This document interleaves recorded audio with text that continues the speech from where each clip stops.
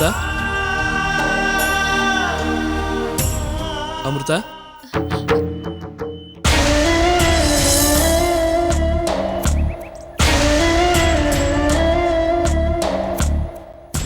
వచ్చావా సాగర్? ఏంటమృత డల్గా కనిపిస్తున్నావు? ఏం లేదు సాగర్, ఊరికే అలా ఆలోచిస్తూ కూర్చున్నాను.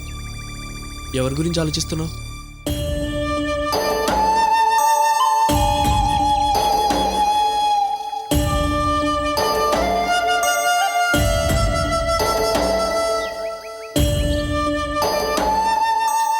సాగర్, అవుట్ హౌస్లో ఉండాలంటే నాకు భయంగా ఉంది.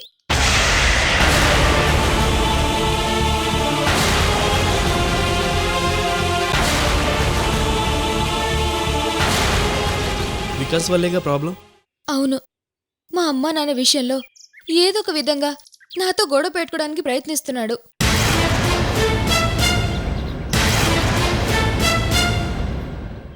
నన్ను రూమ్ నుంచి గెంటేసిన రోజు తాతయ్య వికాస్ మీద చేయి చేసుకున్నారు. నా ముందే తాతయ్య తనని కొట్టడం అవమానంగా ఫీల్ అయినట్టున్నాడు. దాని తర్వాత వికాస్లో చాలా చేంజ్ వచ్చింది సాగర్. ఆ తర్వాత మళ్ళీ నాన్న ఫోటో కోసం నేను లేనప్పుడు అవుట్ హౌస్ తాళం తీసి నా సామాన్లన్నీ చిందరవందర చేశారు. తాతయ్య మాత్రం ఎన్నిసార్లు వార్నింగ్ ఇస్తారు సాగర్.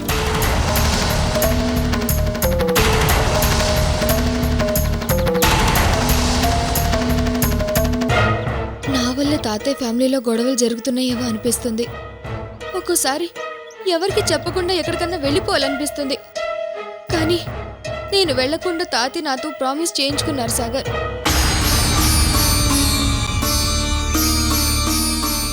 ఆయన నన్ను మనవరాలుగా గౌరవిస్తున్నప్పుడు నా వల్ల వాళ్ళ ఇంట్లో గొడవలు జరగకుండా జాగ్రత్తగా ఉండవలసిన బాధ్యత నాకుంది సాగర్. అసలు నువ్వు జాగ్రత్తగా ఉండాల్సింది వికాస్ విషయంలోనే. లేదు సాగర్, నేను వికాస్కి భయపడకుండా ఎదురు తిరిగి మాట్లాడుతున్నాను. అదే కరెక్ట్. వాడు పక్కా కమర్షియల్, డబ్బు కోసం ఏదైనా చేస్తాడు. రేపు రేణుకను పెళ్లి చేసుకుని వాడికి 100 కోట్ల ఆస్తి వస్తే వాడు అమ్మా నాన్నను కూడా పట్టించుకోడు. అంత నీచుడు. పైకి సాఫ్ట్గా కనిపిస్తాడు కానీ లోపల మాత్రం సైకోల్ అంటాడు. వాడి వల్ల ఏదైనా ప్రాబ్లం వస్తుందనుకుంటే వెంటనే తాతయ్యతో చెప్పే.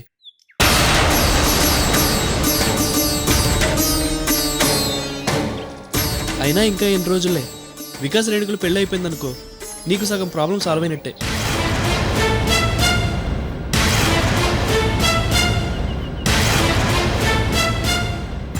ఏంటి మళ్ళీ ఆలోచిస్తున్నావు? మన ప్రాబ్లమ్స్కి సొల్యూషన్ వికాస్ రేణుకల పెళ్ళే కదా.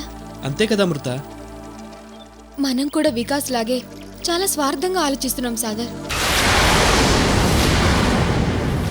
ఏ విషయంలో అమృత? వికాస్ రేణుకల పెళ్ళైపోతే మన ప్రాబ్లం సాల్వ్ అవుతుంది. కానీ రేణుక వికాస్ని పెళ్లి చేసుకుంటే ఎన్ని కష్టాలు పడుతుందో అని ఆలోచిస్తున్నాను సాగర్.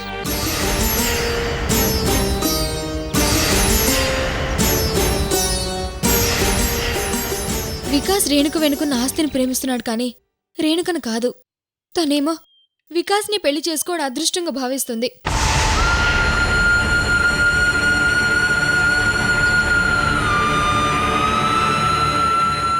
ఏ బ్యాడ్ హ్యాబిట్స్ లేనివాడిని భర్తగా చేసుకోవాలని రేణుక నాతో చాలాసార్లు చెప్పింది. కానీ వికాస్కి అన్ని బ్యాడ్ హ్యాబిట్స్ ఉన్నాయి. అవుట్ హౌస్లో ఉన్నప్పుడు వికాస్కి సిగరెట్ ముందు అలవాటు ఉండడం నేను ప్రత్యక్షంగా చూశాను సాగర్. రేణుక వికాస్ని ఏరుకోరి ఇష్టపడి మరీ ప్రేమించింది. కానీ వికాస్ చీట్ చేసి రేణుకని ఇష్టపడేటట్టు చేసుకున్నాడు. అమృత, వికాస్ రేణుకల గురించి నువ్వేంటి ఇంతలా ఆలోచిస్తున్నావు? రేణుక నా ఫ్రెండ్ సాగర్. వికాస్ ఎలాంటి వాడో తెలుసు కూడా. ఆ విషయం తనతో చెప్పలేని పరిస్థితి నాది. చెప్పినా తను నమ్మదు. పైగా నిన్ను అనుమానిస్తుంది, అసహించుకుంటుంది. అలాంటప్పుడు నువ్వెందుకు ఇంతలా బాధపడుతున్నావు?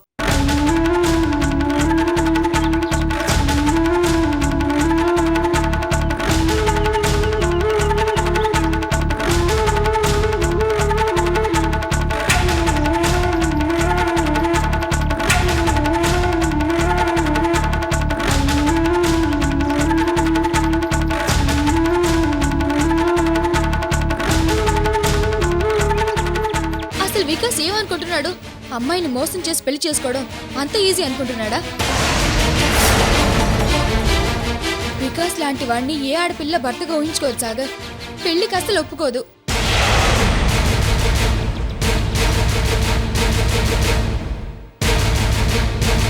ఒక ఆడపిల్ల తనకు కాబోయే భర్త ఎలా ఉండాలో అని ఎన్ని కలలు కంటుందో మీ మగవాళ్ళకి తెలుసా?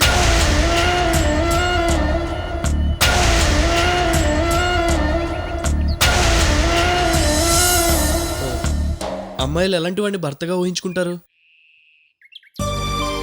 ఏ కుటుంబం నుంచి వచ్చిన ఆడపిల్ల అయినా తల్లిదండ్రులు, తాతయ్య, అన్నయ్య, చెల్లి ఇలా కుటుంబ సభ్యులు అందరి నుంచి పొందిన ప్రేమని ఒక్క భర్త నుంచి పొందాలని ఆశపడుతుంది. అలాంటి ప్రేమనిచ్చేవాణ్ణి భర్తగా కావాలని కోరుకుంటుంది.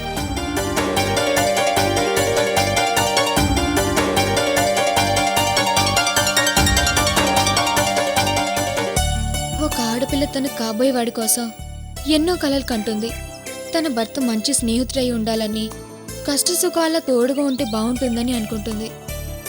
ఒక భర్త మంచి స్నేహితుడు కాగలడో లేదో తెలియదు, కానీ మంచి స్నేహితుడు మాత్రం గొప్ప భర్త కాగలడు.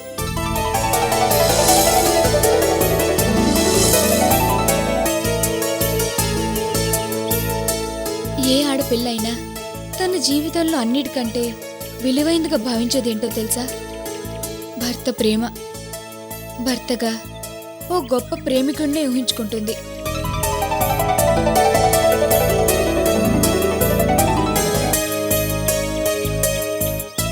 తల్లిదండ్రులు ఆడపిల్లను గుండెలపై పెట్టుకుని పెంచితే భర్త గుండెల్లో పెట్టుకుని ప్రేమగా చూసుకోవాలని ఆశపడుతుంది.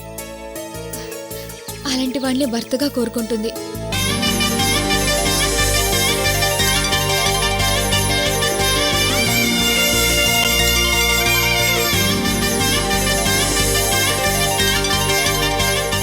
తన పుట్టింటి వాళ్ళని గౌరవించేవాడు కావాలి. ఎప్పుడూ తననే ప్రేమించేవాడు కావాలి. సగం దేహాన్ని భార్యకు పంచినా ఆ అర్ధనారీశ్వరుడే అక్కర్లేదు. తన మనసును అర్థం చేసుకునేవాడు ఉంటే చాలు అని కోరుకుంటుంది.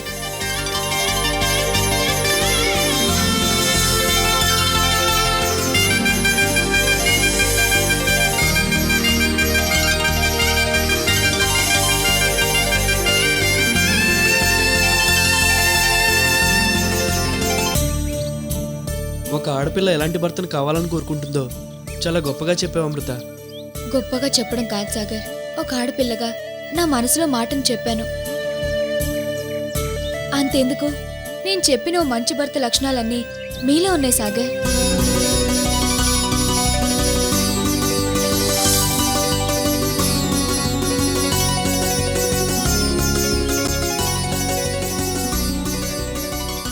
అవన్నీ నేను మీలో చూశాను. మీలో ఓ మంచి స్నేహితుడున్నాడు. మీలో ఓ మంచి భర్తకు కావాల్సిన లక్షణాలన్నీ ఉన్నాయి. అలాగే అన్ని రకాల బాధ్యతలు తెలిసిన ఓ మంచి మనిషి ఉన్నాడు. మిమ్మల్ని ఎవరు పెళ్లి చేసుకుంటారో కానీ ఆ అమ్మాయి చాలా అదృష్టవంతురాలు.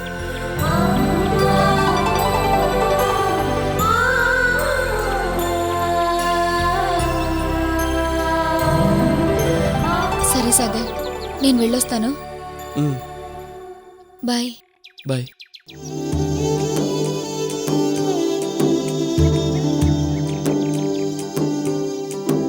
నిజంగా నేనేనా ఇలా నీ జతలో ఉన్నా? ఇదంతా ప్రేమేనా? ఎన్నో వింతలు చూస్తున్నా. ఎదలో ఎవరో చేరి అన్నీ చేస్తున్నారా? అమృత తన భర్తగా కోరుకునేవాడి లక్షణాలు నాలో తనకు కనిపించుంటాయి. అందుకే ఆ మాటలు నాతో ఇలా చెప్పింది. ఒక మంచి రోజు చూసి నా మనసులోని మాట అమృతకు చెప్పాలి.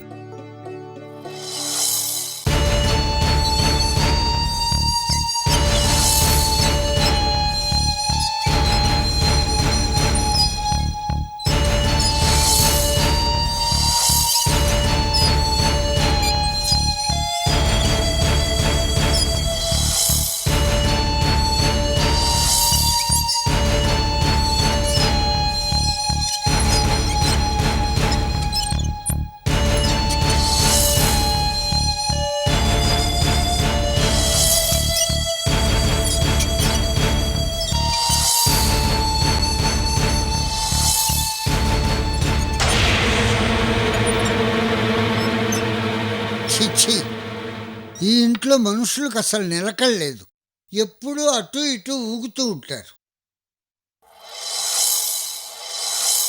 వీడు మాత్రం అడ్డదారుల్లో పైకి రావడానికి నిలకడగా నిటారుగా ఉంటాడు. వేతవ చిచ్చి, ఈ కుటుంబంలో ఎవరికి పద్ధతి పాడు లేదు.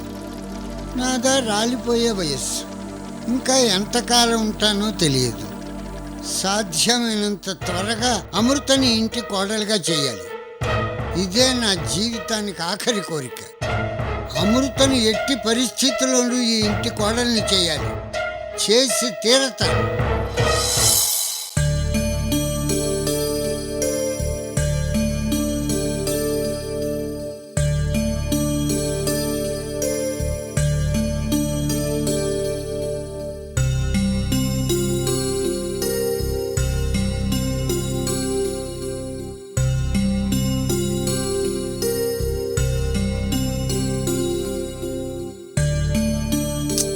అమ్మా, నాకు ఈ చెడొద్దమ్మా.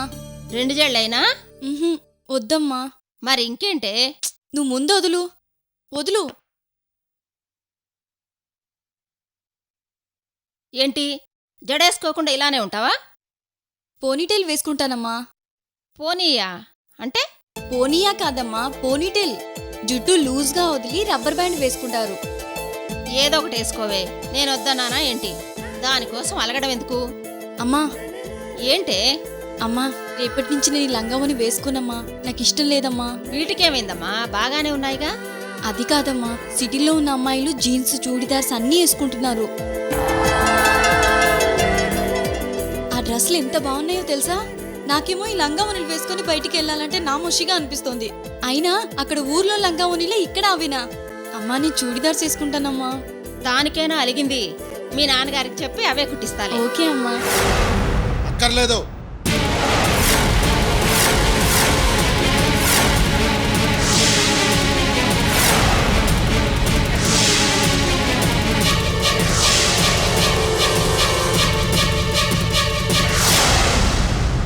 పల్లెటూరులో అయినా సిటీలో అయినా లంగా ఓనీలు పద్ధతిగానే ఉంటాయి.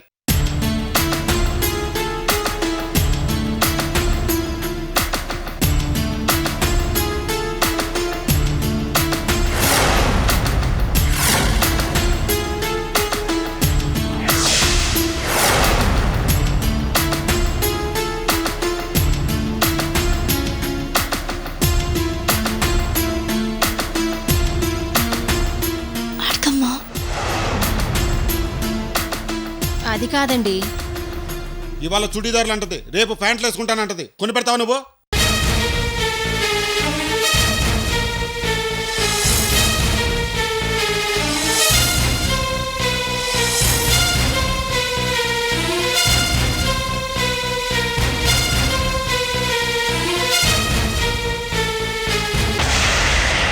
ఇవి రేపు డెలివరీ చేయవలసిన సరుకు లిస్టులు. వాటి ప్రకారం అన్ని సర్ది పెట్టాలి. రేపు గుర్తు చేసి ఇవ్వు.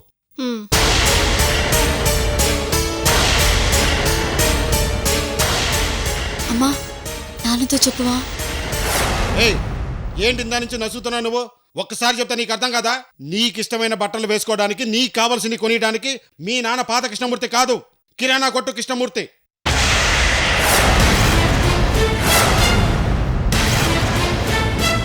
ఆ కృష్ణమూర్తి రామాపురం పొలిమేరలోనే చచ్చిపోయాడు.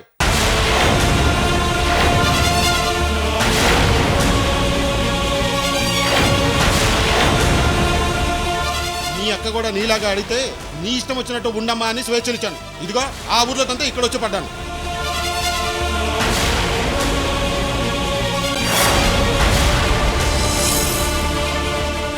ఆడపిల్లను పెంచి పెద్ద చేసి పెళ్లి చేయడమే కాదు, బాగా చదివించి వాళ్ళ కాళ్ళ మీద వాళ్ళు నిలబెట్టాలని ఆలోచించినందుకు నీ అక్క తగిన శాస్తి చేసి వెళ్ళిపోయింది.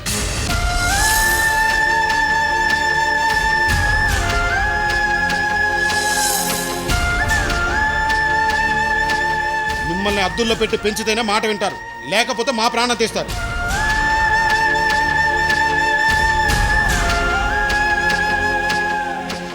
ఏం అక్కర్లేదు, మర్యాదగా లంగా వేసుకొని ఇంట్లోనే ఉండు. అది కావాలి ఇది కావాలి అన్నావనుకో కాళ్ళు ఎరగొడతాను. మళ్ళీ పో లోపలికి.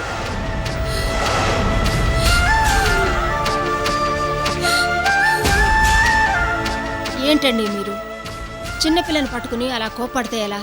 నేనేదో ఒక విధంగా నచ్చ చెప్తాగా. ఇప్పుడు నేను అన్న దాంట్లో తప్పేముంది? అమృతక్క తప్పు చేసిందని నాన్న నన్ను కూడా అనుమానిస్తున్నారని నందిని బాధపడుతుందండి. నా బాధను ఎవరు అర్థం చేసుకున్నారు లక్ష్మి? నేను ఇలా మాట్లాడుతున్నానంటే కారణం ఎవరు?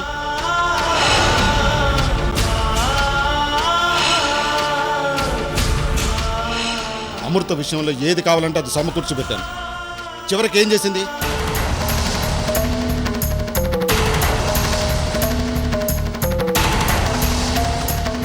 ఆడపిల్ల విషయంలో ప్రతిదీ భూతద్దంలో చూసి అనుమానించే స్థాయికి నన్ను దిగజార్చింది.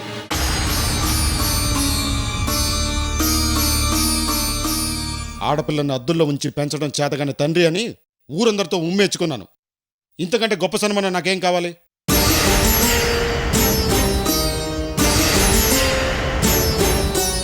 అందుకే లక్ష్మి, ఆడపిల్లని ఎలా పెంచాలో అలాగే పెంచాలి. గొప్పలకి పోయి అమృతలాగా పెంచితే నాకు పట్టిన గతే అందరికీ పడుతుంది. అర్థమైందా?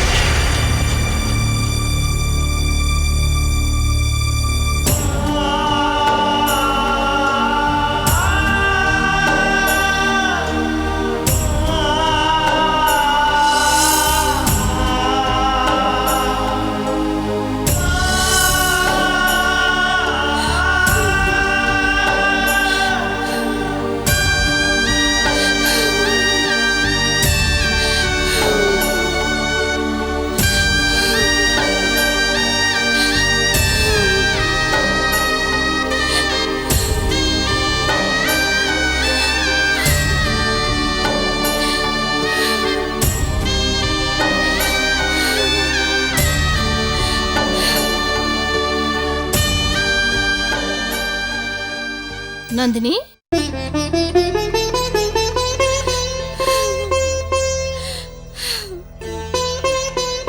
నాన్నగారు అలా అన్నారని బాధపడుతున్నావా?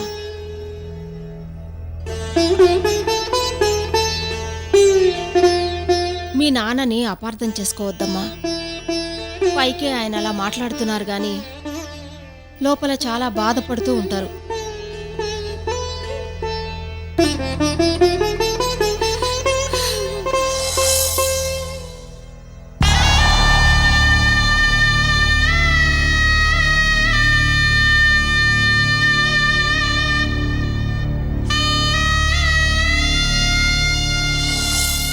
ఆయనకి నువ్వు అమృత రెండు కళ్ళమ్మా.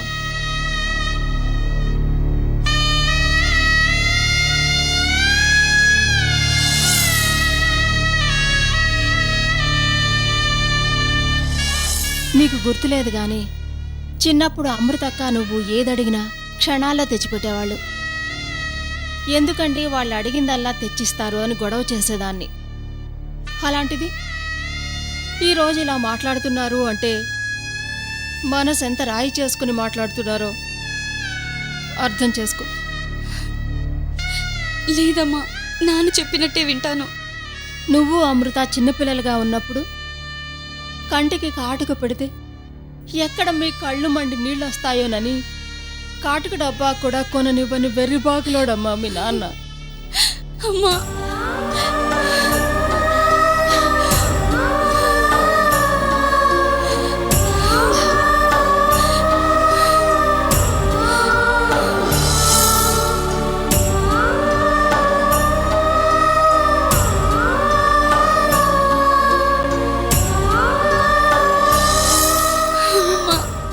ఊరుకో, ఊరుకోరా.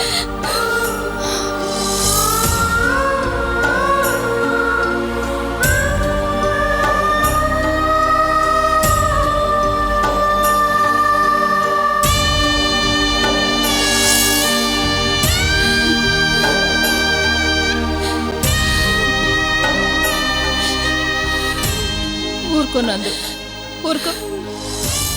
నిన్ను తిట్టిన కోపమే నీకు కనబడుతుంది గాని నిన్ను తిట్టడానికి నేనెంత బాధపడ్డానో నీకు తెలియదమ్మా. ఇదంతా నీ మీద కోపం కాదమ్మా, అమృతలాగా నువ్వు కూడా నాకెక్కడ దూరం అవుతావన్న బాధ